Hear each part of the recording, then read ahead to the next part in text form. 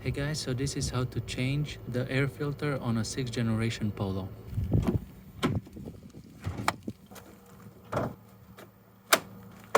There are 7 T25 screws. Remove them.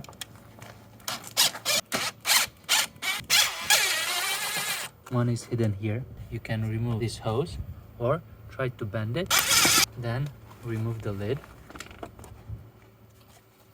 Remove the old air filter.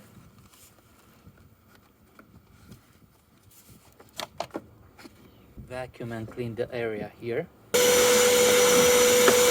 Put the new filter back in.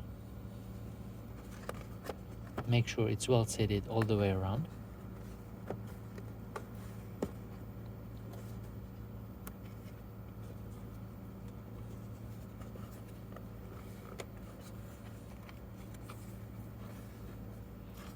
Place the lid back on